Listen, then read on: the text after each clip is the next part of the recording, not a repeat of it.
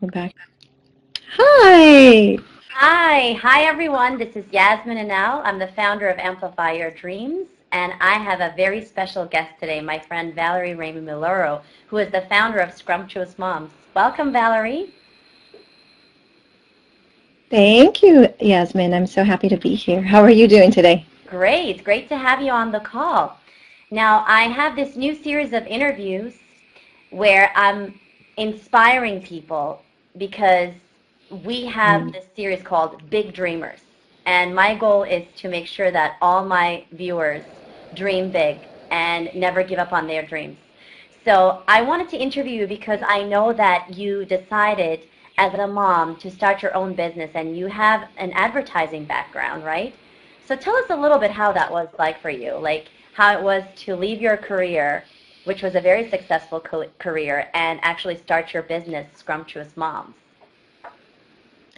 Well, in a crazy way, I made that decision the first time about 16 years ago. And in many ways, I've never really been in the corporate world, although I started my career working for a company, but I learned very quickly that my employer did not necessarily have my best interest at heart, and it just wasn't an environment where I was growing to the extent that I could, the extent that I wanted to.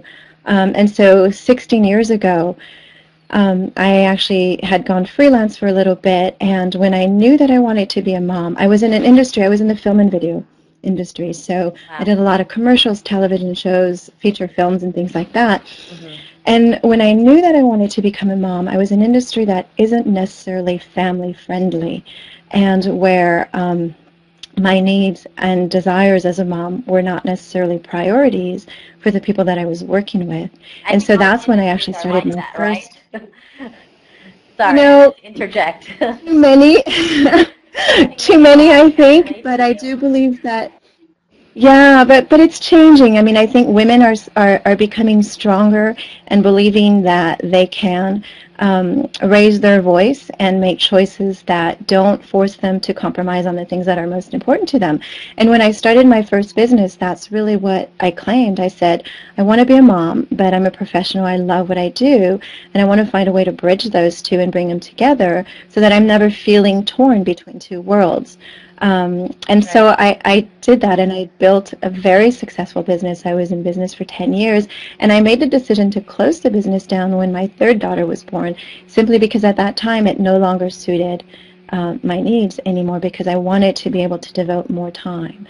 Because even though I was in charge, I still had clients to answer to. Of course. And the film industry, the television industry, is one that's heavily based on deadlines. And Hmm. that means that if you have to work 10, 12, 14, 16-hour days, you do what you have to do to get the project done. And there was a time where that just didn't serve me Yes. properly anymore. Yes. And so to No. kind of make a long story short, I ventured around and kind of, I don't want to say fell into the trap, but I was definitely seduced by the idea of no longer having the responsibility of a business for a little while, and ended up working Hmm. for a couple of other different companies. And it took a little while, but I realized that I'm an entrepreneur, and I like being in charge of my own destiny. Yes. I You like had being that able to set the calling, rules. right? Yes. Yeah, and I kind of I decided to know. do this because I thought, well, what have I learned as a mom that can serve other moms and help them when they're faced with that huge decision of how do I balance my two passions, my kids and my job. So that was kind of where Scrumptious Moms ended up coming from, is, That's great. that real belief that we need to share that wealth and that knowledge, and the belief that we can be anything and everything that we want to be. Oh, that's beautiful. And you're doing such a great job with Scrumptious Moms. So I would love our visitors to Thank visit actually scrumptiousmoms.com to see what you're doing. I enjoy everything that you've been posting there. So, and the Oh, recipes are thank out of this world. I've tried many of the recipes that you've posted. They are delicious. And so I totally you. understand. Yeah, that's great. Okay, so I imagine that you must have faced many difficulties, and I remember, with conversations that we've had over months, that as you transitioned from your career to starting your own business, Yeah. there are so many obstacles. I mean, I know how it is since I transitioned from teaching into my owning my own business as well. Yeah. How did you overcome that? What was it that still kept you going and not give up?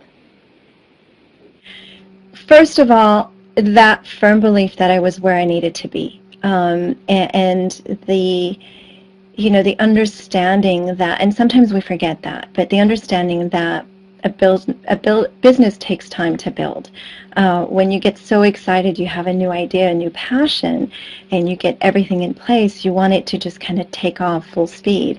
But you have to be prepared for things to start slowly. And also, I mean, I had a lot of doubts. I knew my passion. I knew that I started a business in the past and been successful with it, but I was entering in a space that was completely foreign to me. I had no idea, how people would perceive me, whether I would share the right message, whether my message would be heard the right way. And so what I ended up doing, and as you know, that's how we met, is really connecting with other women who were engaging or embarking on the same path. And also, I think something that's really important is to find mentors. Women who've already paved the road and have made the mistakes and can help to teach you, how to avoid making them. And of course, you're going to make your own, and then you can pass that wisdom on to other women. But it's really, But at really least it important shortens your to, learning curve.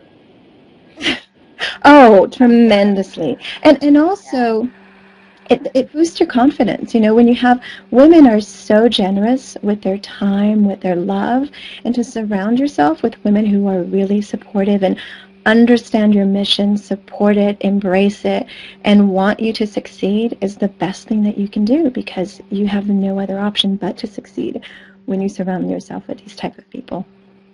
Yes, that's beautiful. You just put it so beautifully out there. One thing that you said, like when you started, I mean, you had this fear of like, how is my message going to be perceived? Like, will people understand it? How did you overcome that fear? Because that's like a limiting mindset, right? What did you do to actually overcome that? Because a lot of my clients, a lot of the people that I interact with on a day-to-day basis have that. They always say, well, who am I to do this? And so how did you overcome that fear? One day at a time. One day at a time. And, you know, you have to take risks, because if you don't share your message, you won't know how people will receive. And then in becoming involved with women like yourself, and then through Facebook groups and things like that, you communicate, you ask questions, you put yourself out there, you send a message, and then you see what the response is. And if the response isn't the one that you're expecting, then you tweak your message a little bit, and then you see how that is being received. And of course, I enlisted a lot of my friends and asked them to be my first supporters and my first subscribers. And then I would ask them questions as well. Well, how did you receive this article? And was the message clear? And it's not that I don't have those doubts every now and then. They come back and sneak back. I mean, it's almost like, you travel that journey and you make some big, bold steps and you feel empowered and you're getting some feedback and it feels great. And then all of a sudden, you're on the cusp of something a little bit bigger. Either you're Yeah. creating your first product, and that was definitely a time where I became extremely vulnerable and thought, oh my gosh, is the wisdom I'm sharing a message that people really want to hear, and am I saying it the right way? And so creating my first product, where I actually had a tangible product where I'm delivering advice and sharing some of my experiences, was a time where I needed a lot of reinforcement, and asked several friends, can you take a listen to this, and can you tell me, do I sound intelligent? Do I sound like I know what I'm talking about? Am I a voice of authority, or am I just kind of Or wandering around in circles and not making does it any resonate sense? with the What, audience, right? exactly. Yeah. Exactly. And Because sometimes, your message is so clear and powerful to you mhm, that it's really important to get that feedback and make sure that it is indeed what other women, your audience that you've defined, mhm, it is the message that they want to hear. And sometimes you've got to be willing to change it a little bit. It may just be, the tone with which you speak, or the ideas that you present, that somehow the analogies or whatever that don't click. But yeah, you've got to be, the most important thing is you've really got to listen. You've got to put yourself out there, and you've got to sit back and listen, and make sure that your audience is hearing what you're wanting to share and that it resonates with them very loudly. Yeah, you put it beautifully. And I think it's just getting to know your audience, getting to know what they need, and really being of service to them, right? And that's really the whole journey that you're describing. It's beautiful. Mm-hmm. Absolutely. And the product that you were talking about, is that your DVD? Do you want to tell us a little bit about It's it? It's an audio CD, and it's called The 5 Pillars of the Scrumptious Life. And it's really, taking a look. Moms, I think, often forget the importance of taking care of ourselves. I mean, we get so wrapped up in being of service to our families that we often forget to be of service to ourselves, and and forget that by neglecting ourselves, we're actually neglecting our family, which is the minute I share that message with moms, they're like, oh, of course. Yeah. But, we want everything for our children. So it's really, I take a look at what we need to do to be really vibrantly healthy as women, first and foremost. And so, I share some insight on having the proper mindset, proper nutrition, proper hydration, proper exercise attitude, and getting the proper amount of sleep, which to me are really the foundation of a very healthy lifestyle that allows us to thrive and serve with strength and dignity and integrity. That's what that product is all about. And that's available on your website, right? So if we were to go to your website, we can actually... Yeah, and shortly it will be available on Amazon. Ah, that's awesome news. That's great. So 5 Pillars of Scrumptious Life? Is that what Yes, the 5 Pillars of the Scrumptious Life, yeah. And I think that's just such an important message, and it's something that I share with women as well, because a lot of the women who take my coaching services are moms also. And so I always mention that if they don't take care of themselves, if they don't pay attention to what their needs are, then how are they going to serve others, right? So I think that's absolutely a beautiful message. Now, many women out there, who are moms, and you're really focusing on moms, right? Scrumptious moms. Absolutely. They feel that it's very hard to have a very successful career, plus have a very good family foundation, as well as maybe like what we were saying, taking care of themselves and taking care of their own needs and hobbies. How do you help these moms? Like, what do you do? What is it that you do that has worked for you? So what would be your advice for someone who is afraid to juggle all these responsibilities? Well, the first thing I do is really try to get them to refocus on their dream and who they are as a woman. And as I've just said, understanding that when you compromise that, you take away the best you from your family. And so when you're trying to give your children the best of everything, the best education, you want them to be on the best teams, you want them to have that belief that they can achieve everything. When they watch you compromise on what's most important to you, then ultimately that's what you're teaching them, is that either you're not worthy of that you're trying to have them embrace, or ultimately that they're not worthy of that either. So I really help moms to really tap into what makes their heart sing, what makes them dance through the day and finding that joy. Because when you follow your heart and you live your day with passion, you find that balance. And ultimately it's about balance. We don't need to be perfect. That's right. We are beautiful with our flaws, and our husbands, our children love us with our flaws. It's what makes us unique. It's what makes us human. And I think we're so caught up in needing to be perfect. We need to do our job perfectly. We need to be perfect mothers.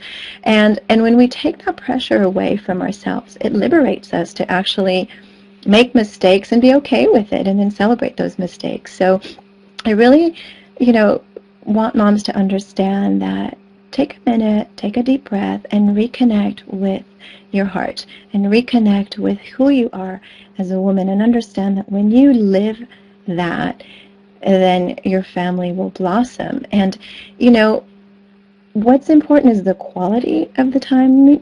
You know that, we all know that.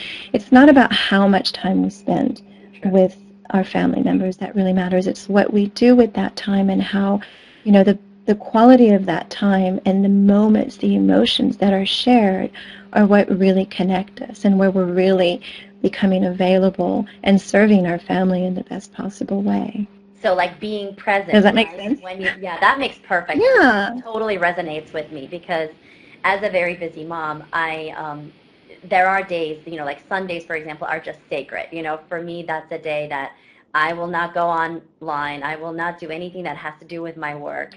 And I try my best to be present with my children so that they have the best of me, the Hmm. fun mommy and not the mommy who is worried about, meeting a deadline. Or I think that's very, very important.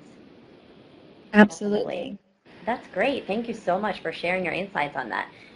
Now, But when I you think set out to do something that you have you also never touched done on something that's before, so important, right? is the idea of I'm sorry, go boundaries. ahead. Oh, you're welcome. Yes.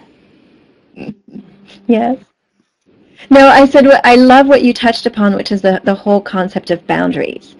Hmm. And what you just said, knowing that there's certain times in your day that are sacred. And I think that's one of the things that, as moms, we're Hmm. great at setting boundaries for our children, but we're very bad at setting them for ourselves.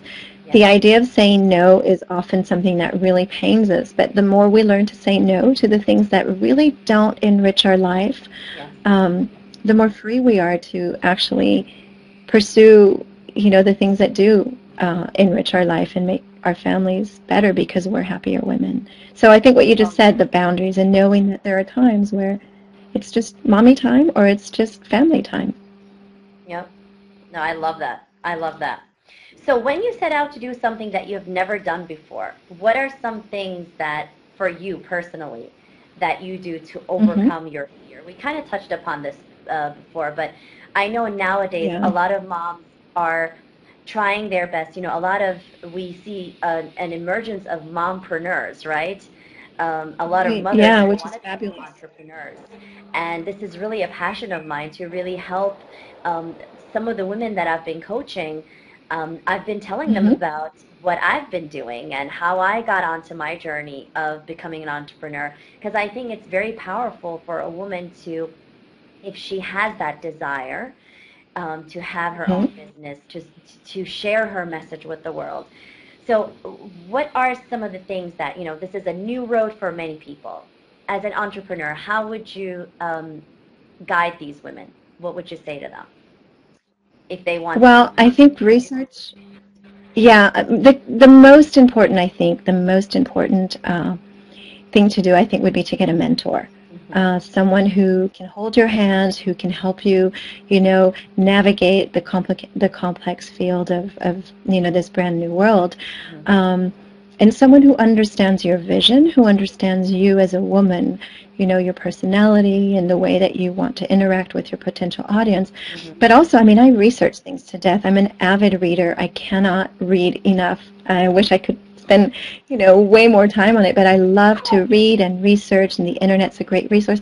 But I also think, remember to take things one step at a time. So many times, when you want to start a new business, there's so much that you need to do. There's so many things you need to put into place that it can be extremely, extremely overwhelming. And so I think simplify, simplify, simplify. The more you can simplify the tasks that you have to do, the more likely you're going to be able to stay on task and actually achieve the things that you need to do.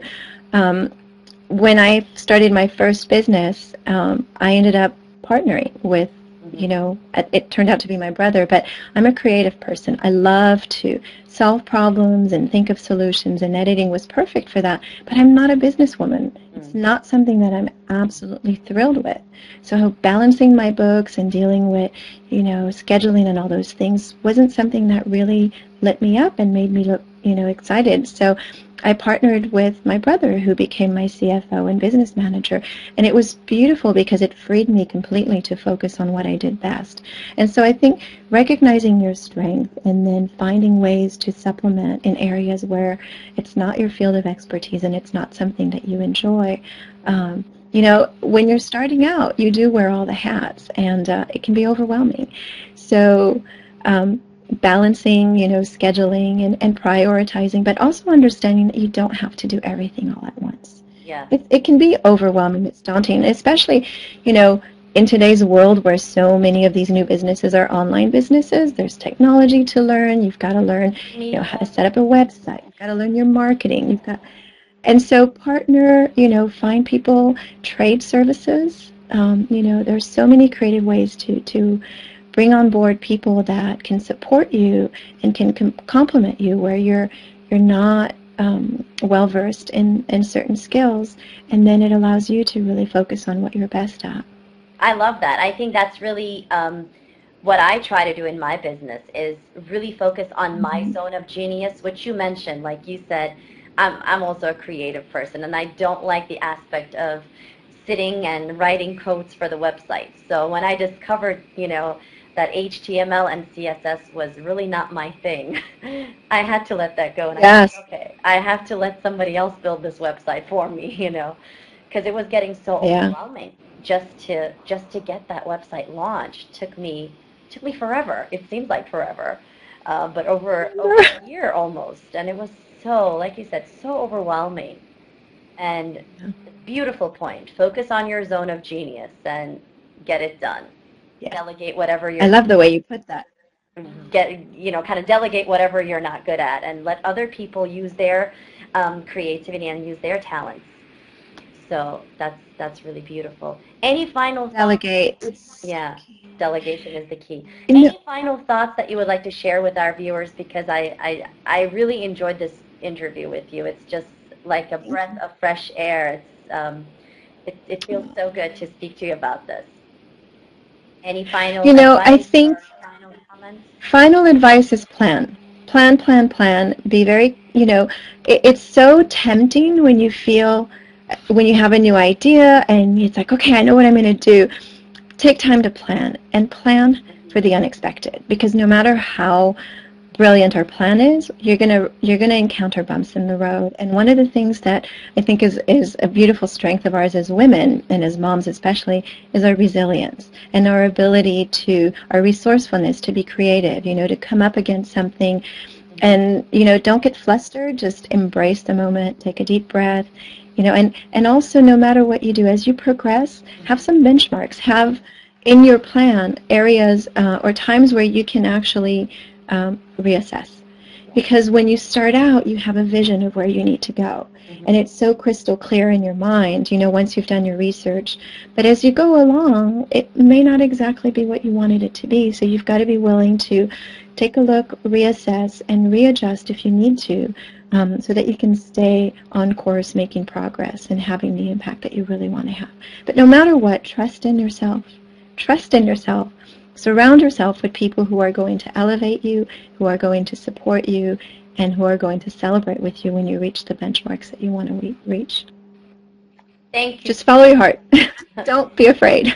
Oh, that's beautiful. Thank you so much, Valerie. Again, we had our beautiful guest here, Valerie Milora from Scrumptious Moms. You can visit her website, and you can also check her out on Facebook. And this is Yasemin Inal, founder of Amplify Your Dreams. Please visit my website on amplifyyourdreams.com and facebook.com/amplifyyourdreams. Thank you so much. Have a blessed day.